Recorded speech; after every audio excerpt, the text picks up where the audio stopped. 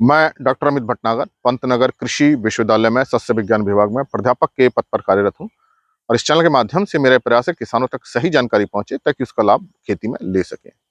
आज जो मैं बात करना चाहता हूं वो ये है कि जो हाइब्रिड बीज आते हैं, जो संकर बीज है, क्या उसको उगाने से हमारे खेत खराब होते हैं?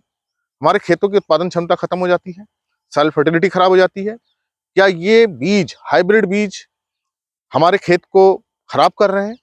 आज मैं इसी बात पे चर्चा करूंगा। तो ये मेरी पूरी बात सुनिएगा, तब आपको समझ में आएगा कि संकर बीज की हम जो खेती कर रहे हैं, चाहे वो हम किसी भी फसल का लें, उसका क्या प्रभाव मिट्टी पे आता है। देखिए, पहले हमें समझना पड़ेगा संकर बीज, हाइब्रिड बीज क्या है। जो हाइब्रिड बीज होता है, संकर बीज होता है, वो प्राकृतिक रूप से ही बनता है। वो कोई अलग ऐसी कोई टेक्नोलॉजी नहीं है, लैब में ऐसा नहीं है कि बनता है। बस ये है कि दो पौधों के बीच में प्राकृतिक रूप से उनमें संकरण कराया जाता है और ये प्राकृतिक रूप से ही बनते हैं। प्रकृति में भी आपस में हाइब्रिड्स बनते हैं। एक परागकण दूसरे पौधे पे जाता है उसी फसल के, और वहां वो फर्टिलाइजेशन करता है, वो बीज बनता है। जब दो अलग अलग प्रजातियों के बीच में, जैसे हम गेहूं की दो अलग अलग प्रजाति लें या मक्के की दो अलग अलग प्रजाति लें, उसके बीच में संकरण हो जाए, मक्के की दो वैरायटी के बीच में एक पौधा उड़ के दूसरे भुट्टे पे चला जाए और वहां जाके वो बीज बना दे, तो वो भी हाइब्रिड है। तो ये हाइब्रिड प्राकृतिक रूप से ही बनते हैं। जब हम खास तौर से अपने प्रयासों के माध्यम से हम संकरण कराते हैं तो वो हाइब्रिड बीज होता है। अब हाइब्रिड बीज जो होता है, संकर बीज जो बना, एक तो ये प्राकृतिक है और खेतों में ही बनता है, इसमें कोई अलग प्रकार की कोई टेक्नोलॉजी नहीं लगती है। दूसरा, जो संकर बीज हम क्यों बनाना चाह रहे हैं, हम इसलिए बनाना चाह रहे हैं ताकि उससे हमें कुछ विशेष फायदा मिल जाए। अब विशेष फायदा क्या हो सकता है? अच्छे उत्पादन का, कि हमें अच्छी उपज मिल जाए, गेहूं की अच्छी उपज मिल जाए, धान की अच्छी उपज मिल जाए, मक्के की अच्छी उपज मिल जाए। तो एक तो इनकी उत्पादन क्षमता बहुत अच्छी होती है। दूसरा, कुछ हाइब्रिड इसलिए बनाए जाते हैं ताकि उनमें कोई डिसीज के प्रति प्रतिरोधक क्षमता आ जाए, जैसे गेहूं में रस्ट के प्रति कोई रेसिस्टेंस आ जाए, मक्के में किसी रोग के प्रति सहनशीलता आ जाए। तो जो हाइब्रिड्स होते हैं वो कई कारणों से बनाए जाते हैं। उसमें एक मुख्य कारण है अधिक उत्पादन लेना, कीट के प्रति प्रतिरोधक क्षमता होना, रोगों के प्रति प्रतिरोधक क्षमता होना, सूखे को सहन करने की क्षमता होना, या कम अवधि का होना ताकि वो जल्दी पक जाए। तो बहुत सारे गुणों के लिए अलग अलग संकर बीज बनाए जाते हैं।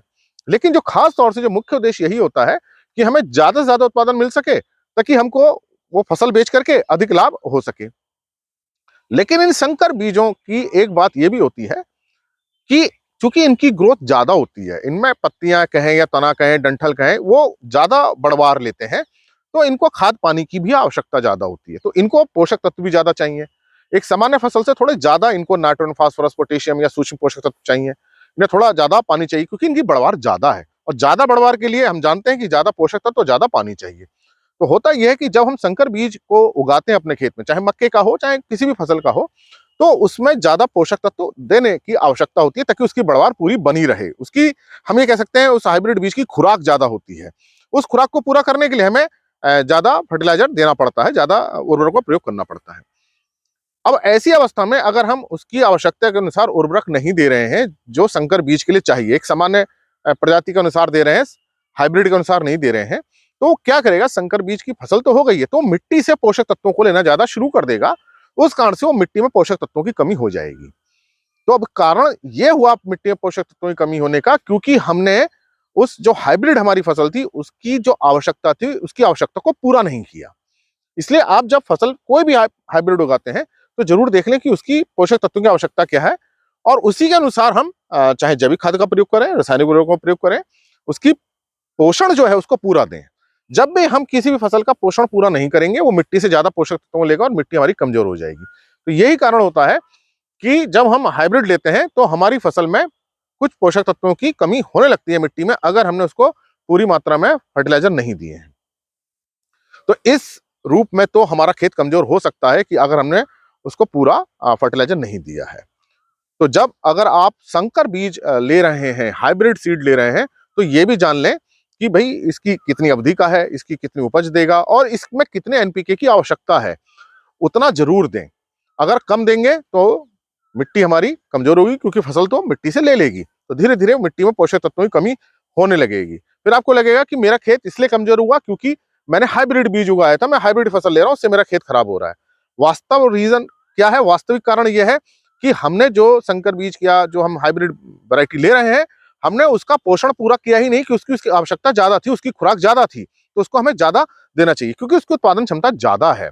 उसको ज्यादा तत्व चाहिए। सीधी सी बात है, जिसकी पत्तियां ज्यादा होंगी, जिसकी यील्ड ज्यादा होगी, उसको पोषक तत्व भी ज्यादा चाहिए। अगर हम कम करेंगे तो उसका असर हमारी मिट्टी पे आता है। तो इसलिए ये ना सोचें कि हाइब्रिड बीज लेने से मिट्टी कमजोर होने लगती है। मिट्टी तब कमजोर होती है जब हम फसल के अनुसार उसको पूरे पोषक तत्व और उसकी पूरी खाद नहीं देते हैं। इसलिए कोई भी फसल उगाएं, चाहे वो सामान्य प्रजाति हो, चाहे वो संकर प्रजाति हो, उसकी जितनी आवश्यकता है उतनी जरूर दें, ताकि हमारे खेत अच्छे बने रहें और उनकी उत्पादन क्षमता अच्छी बनी रहे। धन्यवाद।